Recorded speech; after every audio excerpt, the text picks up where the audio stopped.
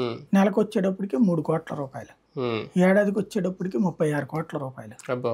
మరి ఎన్నేళ్ల నుంచి? అంటే 82,00,00,000 అయిపోయి ఉంటాయి ఈ పాటికి. మరి హ్మ్. ఇప్పుడు గొడవ అదే గదా! హ్మ్. హ్మ్. ఈవిడేంటంటే ఇట్ట నేను రోజు తిరుగుతా ఉంటాను, ఖర్చుపెట్టుకుంటా ఉంటాను, నువ్వు నా డబ్బులు దోస్తా ఉండు అంటది. హ్మ్. హ్మ్. ఆయనేంది ప్రతి రూపాయి లెక్కలేసుకునే రకం. హ్మ్. అందుకని చెప్పి తేడా వస్తుందక్కడ. హ్మ్.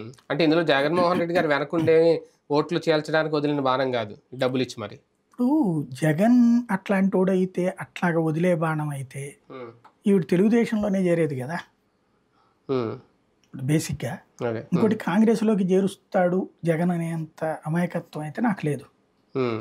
హ్మ్. క ఒకటేంటంటే చంద్రబాబు నాయుడు ఒక ఫార్ములా చేశాడు. హ్మ్. అది వర్కౌట్ అవుతదా? ఫెయిల్ అవుతదా? అనేది రేపు ఎన్నికల తర్వాత తెలియాలి. హ్మ్. ఇప్పుడు షర్మిల ఎంత ఇంక్రీజ్ అయితే హ్మ్. చంద్రబాబు నాయుడు వాళ్ళ టీమ్ అంతా కూడా ఆమెని బాగా ప్రమోట్ చేస్తున్నారు. హ్మ్. వాళ్ళ పేపర్స్ కానీ అది. అవును.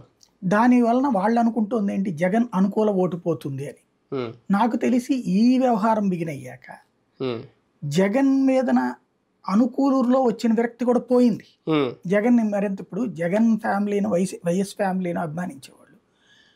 ఆ ఫ్యామిలీలో తప్పబుట్టిందో, చెడబుట్టిందో అనుకుంటారు గాని అమ్మాయిని. హ్మ్. అంటే కుటుంబాన్ని మొట్టమొదటిసారి ఇప్పుడు